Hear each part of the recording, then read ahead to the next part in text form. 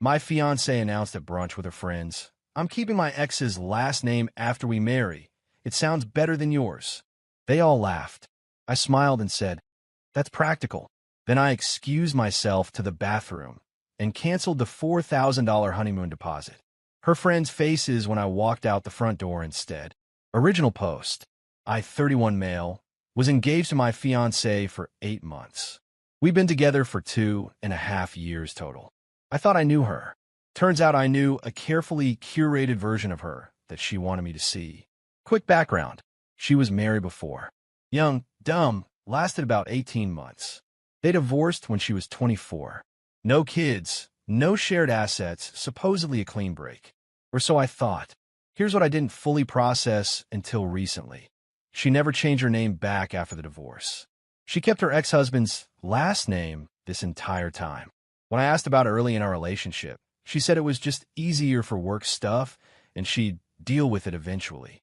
I didn't push because people have complicated feelings about names. I get it. Some people hate paperwork. Some people have professional reputations built around a name. I try to be understanding. Fast forward to 3 weeks before our wedding. We're at brunch with 4 of her closest friends. Nice place downtown, bottomless mimosas, everyone's in a good mood. We're talking about wedding details, flowers, seating charts, the DJ playlist, whether the cousins who hate each other should be at the same table. Normal stuff. Then one of her friends asks, so what's the name situation? Are you hyphenating or going full traditional? My fiancé laughs. Not a nervous laugh. A confident, already decided laugh. The kind of laugh that tells you someone's been waiting for the right moment to say something. Oh, I'm keeping my current name, she says. It just flows better. Sorry, babe, but your last name is kind of plain. I blinked. Your current name? You mean your ex-husband's name? Well, yeah, but it's been mine for 5 years now. It's who I am professionally. All my licenses, my certifications, my LinkedIn, everything is under this name. And honestly, she looked at her friends like she was about to deliver a punchline everyone was waiting for. His last name has a nice ring to it. Yours sounds like an insurance company or a tax firm. Her friends burst out laughing. All 4 of them. Like this was the funniest thing they'd heard all month. One of them actually choked on her mimosa. Her maid of honor, the one I'd actually thought liked me, literally said, oh my God, she's not wrong though. No offense. No offense. Sure, because that makes it fine. I sat there for a moment, just processing. My fiancé was planning to marry me while permanently keeping another man's name because it sounded better. And she announced this at brunch, in front of 4 of her friends. Like it was a joke we were all in on together. Like my feelings about it were irrelevant. I smiled. I don't know why. Maybe because my brain was already calculating exit strategies. That's practical, I said. Names are important. You should definitely keep the one that feels right to you. She looked relieved, almost smug. See? I knew you'd understand. You're so chill about stuff like this. That's why I love you. Totally chill, I said. Hey, excuse me for a sec. Bathroom. I got up, walked past the bathrooms, and went straight out the back door to the patio where it was quiet. Pulled out my phone. Our honeymoon was a 10-day trip to an all-inclusive resort. Beachfront suite, couples massage package, the whole fantasy we'd been planning for months. We'd booked it 7 months ago. Total cost was about $8,200. I'd put down a $4,000 deposit from my own savings because she said she'd cover her half closer to the date. That date kept getting pushed back, by the way. First it was 3 months out, then 2 months, then after the wedding when things calmed down. I called the resort, explained I needed to cancel due to unforeseen circumstances. The woman on the phone was genuinely sympathetic, said I'd lose $800 as a cancellation fee, but they'd refund the remaining $3,200 to my card within 5 to 7 business days. Are you sure? She asked. This is non-reversible. I'm sure. Done. Then I texted my best man. Wedding's off. I'll explain later. Please don't tell anyone yet. Need to figure out logistics. Then I walked back inside, but not to the table. I walked straight through the restaurant toward the front entrance. I could see our table from across the room. My fiancée was laughing about something with her friends, mimosa in hand, apparently not even curious about what was taking me so long in the bathroom. I made eye contact with her maid of honor first. She looked confused, then alarmed. Then my fiancée turned around to see what her friend was staring at. I gave a small wave. Not sarcastic, not dramatic. Just a wave. Then I walked out the front door. My phone started buzzing before I even reached my car. I didn't answer. I drove to my buddy's place across town.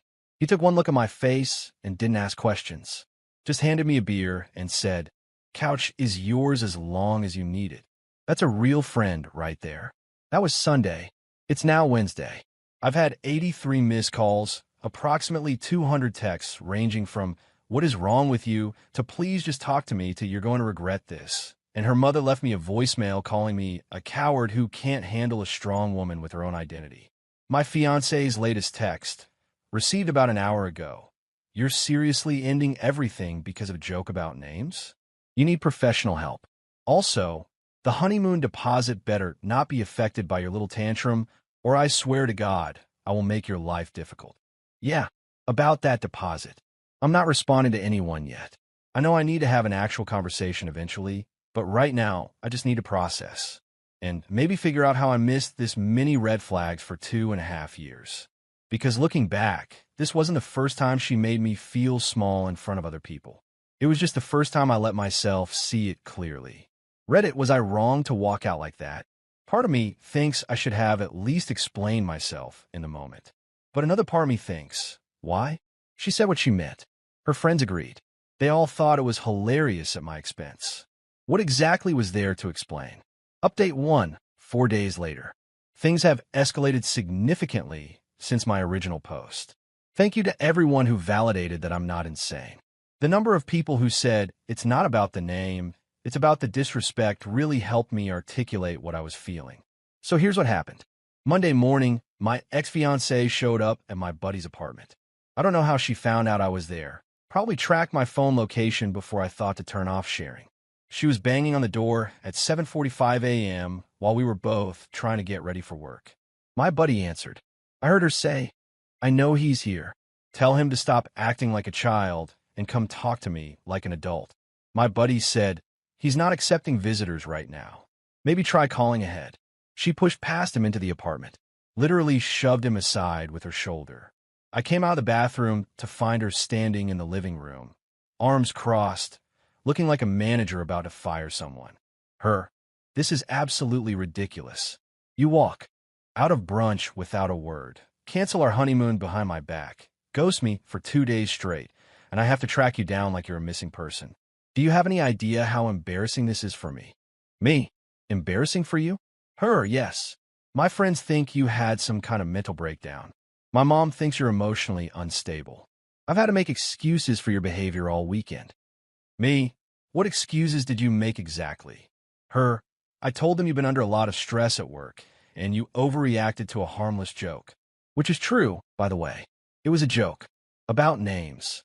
Normal couples joke about stuff like this constantly. I just looked at her.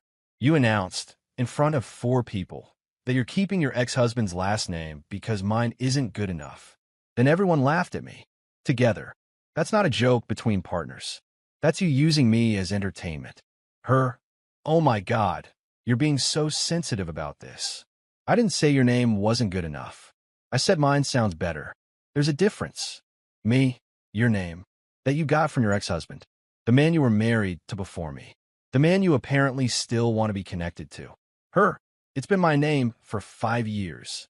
It's on my professional licenses, my business cards, my email signature. Everything.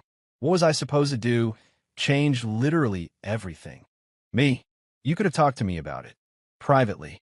Before announcing it to your friends at brunch like it was already decided. Before making it a joke at my expense. She rolled her eyes. I didn't think you'd be this dramatic about it. Most guys wouldn't care about something this trivial. Most guys aren't being asked to marry someone who wants to keep another man's name because his isn't prestigious enough. That's when her tone shifted. She went from annoyed to genuinely angry real fast. You know what? Fine. You want to throw away 2.5 years over a name? Fine. Be that petty. But you don't get to just cancel things without consequences. That honeymoon was OURS. Half that deposit was mine. Me, you never paid your half. You kept saying you'd cover it closer to the date. The entire $4,000 deposit came from my account. My money. My decision. Her. We were engaged. What's yours is mine. That's literally how marriage works. Me. We're not married. And apparently we're not going to be. So no, that's not how anything works. She stared at me for a long moment. Then she said something that genuinely made my jaw drop. I want to ring back. If you're not going to marry me, I at least deserve some compensation for wasting 2 years of my life on someone like you. The ring. The one I spent 3 months saving for. The one I custom designed with a jeweler because I wanted something unique for her. The one she was currently wearing on her finger while demanding I give her more. Me. That's not how engagement rings work legally. If the engagement is called off, the ring goes back to whoever purchased it, regardless of who ended things. Her. That's such a typical man thing to say. I wore this ring for 8 months. I showed it to everyone I know. I planned an entire wedding around this ring. You don't get to just take it back because you decided to have a tantrum at a restaurant. Me. I'm not taking it back. I'm asking for it back. There's a legal distinction. Her face went red. You're going to regret this. My father is a lawyer. I know exactly what my rights are. She stormed out without returning the ring, slammed the door hard enough to shake the walls. My buddy just stood there looking stunned. After a minute, he said, "Dude, how long has she been like that?" Honestly, I think she's always been like that. I just kept making excuses for it. That night, I got an email from her mother. For full paragraphs about how I'd humiliated her daughter publicly, how I was throwing away a wonderful woman over my fragile ego, and how I needed to apologize immediately and fix this before it's too late. The last line was, she was planning to take your name eventually, after you proved you deserved that kind of commitment. You couldn't even give her time. Eventually, after we were already married, after I proved I deserved it, while she walked down the aisle as Mrs. her ex-husband. I didn't respond. Tuesday, I took the day off work and handled logistics. Called our wedding vendors. Fortunately, we hadn't paid final deposits on most things yet. The caterer, the DJ, the florist, the photographer. The venue was the issue. We put down $2,500 total, split between us. The coordinator was understanding and said they'd return my portion directly, but my ex-fiancée would need to request hers separately. Wednesday, my sister, she's a paralegal, reminded me that in our state, engagement rings given as conditional gifts are legally returnable if the engagement is broken off. The law is clear on this regardless of who initiated the breakup. So Wednesday afternoon, I sent my ex a formal text. Per state law regarding conditional gifts, I'm requesting the return of the engagement ring within 14 days. I prefer to handle this amicably, but I will pursue legal remedies if necessary. Her response came in 3 minutes. LOL, good luck with that. You broke up with me. You don't get to demand a single thing. Then her maid of honor texted me. You're massively overreacting. She didn't mean it the way it sounded. You should really think about what you're throwing away here. I replied, I thought about it carefully. That's exactly why I left. She didn't respond. Update 2, 10 days later. Hey Reddit. Things got messy before they got resolved, but I think I'm finally through the worst of it. After my last update, my ex went scorched earth. Not publicly on social media. She's too image conscious for that, but privately through our mutual social circle. She started calling everyone we knew together. Her version of events. I had cold feet and abandoned her at brunch without warning and then threatened her with lawyers over a piece of jewelry.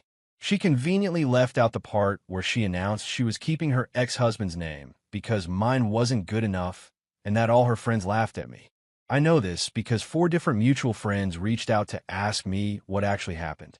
When I told them the full story, 2 of them immediately said, yeah, honestly, that tracks with what I've seen from her. And one said, I always thought she talked down to you. That last comment stung. How did other people see it? But I couldn't. The ring situation came to a head last Friday. I received a letter from a law firm, her dad's firm specifically. It was a cease and desist demanding I immediately stop harassing my ex about the ring and threatening legal action if I continued to make false claims about ownership of marital property. Marital property. We weren't married. I showed it to my sister. She laughed so hard she snorted her coffee. This isn't even a legitimate legal threat, she said. This is her father doing his daughter a favor on company letterhead.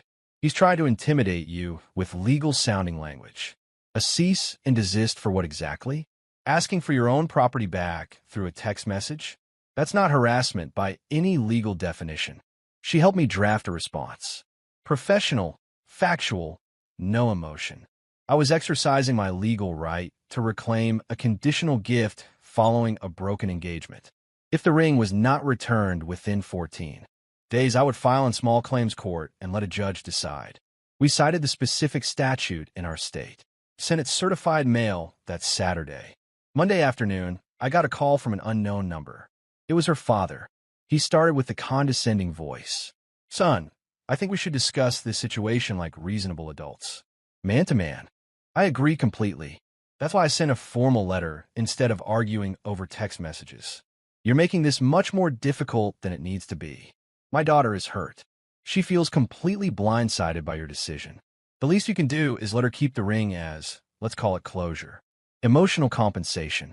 With respect, the ring cost me $6,200. That's not closure. That's a major financial loss for me. I saved for 3 months for that ring. He went quiet.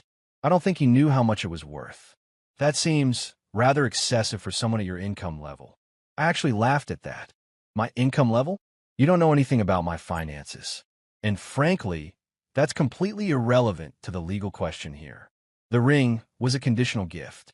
The condition, marriage, is not being fulfilled. The relevant statute is clear. I'm happy to let a judge decide if you disagree. The law isn't always about what's technically fair. Actually, in this specific case, it is. Your daughter received a gift conditional on marriage. No marriage, no gift. That's not complicated. He hung up on me without another word. Thursday, I got a text from my ex. First time she contacted me directly in almost a week. My father told me about your conversation. He says you're being completely unreasonable. I'm trying to heal and move on with my life, and you're making that impossible. Don't you have any basic human decency? I replied, I have plenty of decency. I also have receipts and a clear understanding of the law. Return the ring, and you'll never hear from me again. This can be over whenever you want it to be. Her, you would actually take me to court over jewelry? After everything we shared together? Me, you would actually keep a ring from a wedding that isn't happening? From a man you publicly humiliated? That seems stranger to me, honestly. Her, whatever. Fine. If you want it back that badly, come get it yourself. I'm not paying for shipping. I arranged to pick it up Saturday. Brought my buddy as a witness because I'm not stupid enough to show up alone. She handed it over at her apartment door without making eye contact. Didn't invite us in. Didn't say a single word. Just held out the box and closed the door the second I took it. My buddy said afterward, that was anticlimactic. Maybe, but I'll take anticlimactic over dramatic any day of the week. Final financial tally. Engagement ring recovered. $6,200 value. Honeymoon deposit refund. $3,200. Lost $800 to cancellation fee. Venue deposit returned. $1,250, my half. Why lost? $800 honeymoon cancellation fee. About $350 in miscellaneous small deposits that weren't refundable. 2.5 years with someone who didn't actually respect me. That last one is the expensive part. But it was also an investment that was never going to pay off no matter how much more I put in. I found out through a mutual friend who works with my ex that she had already told her coworkers weeks ago that she was keeping her ex's name after the wedding. The brunch announcement wasn't her revealing a decision to me. It was her letting me know publicly in front of witnesses, so I couldn't argue about it in private. She'd already decided. The joke was just the delivery method. That realization hit different. Understanding that it was calculated, not spontaneous, not careless, deliberate. Final update, 3 weeks later. Last update. Promise.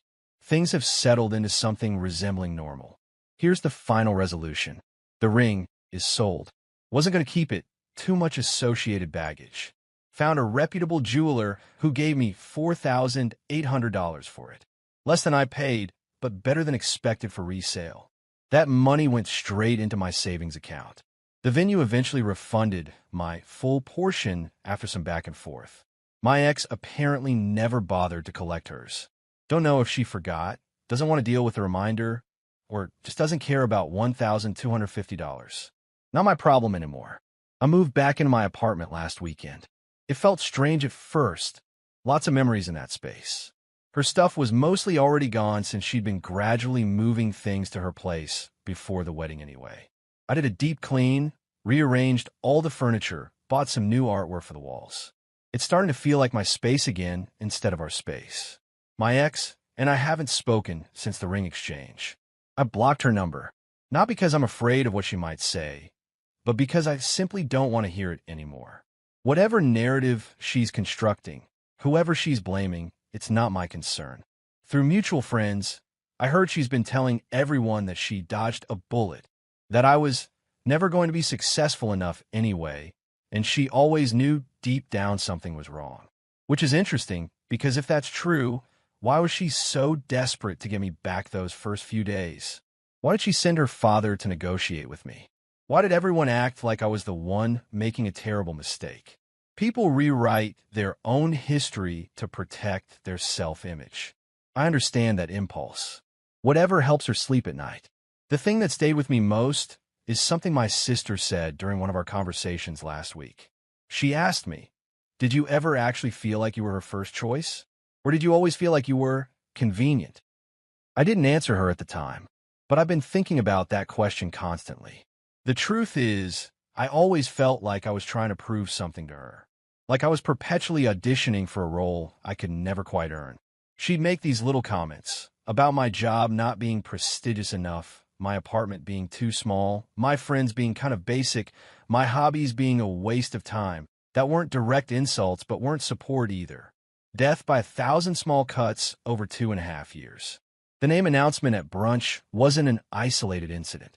It was just the loudest, most public version of something that had been happening quietly the entire relationship. She didn't actually respect me. She just needed someone who would put up with her while she figured out what she really wanted. Someone in the comments of my first post wrote, she didn't want a husband. She wanted an upgrade in lifestyle that came with a downgrade in name prestige. You were a convenient accessory, not an actual partner. That hurt to read at the time, but I think it was completely accurate. I'm not dating anyone right now. Probably won't be for a while. I need to understand why I stayed with someone who treated me that way for so long. Why I kept explaining away behavior that should have been deal breakers. Why I needed other people to point out what I should have seen myself. But I'm genuinely okay. Not pretending to be okay. Not white-knuckling through each day. Just actually honestly okay. My buddy told me yesterday that I seemed different. Lighter. Less tense. Like I was carrying something heavy for years and finally put down. I think he's right. For anyone reading this who's in a similar situation, where you're with someone who makes you feel small, who mocks you publicly and expects you to laugh along, who treats your contributions as obligations while treating their own preferences as sacred, you deserve better than that. You really do. And sometimes the best thing you can do is smile politely, excuse yourself to the bathroom, and walk straight out the front door instead. They'll figure it out eventually. But by then, you'll already be gone.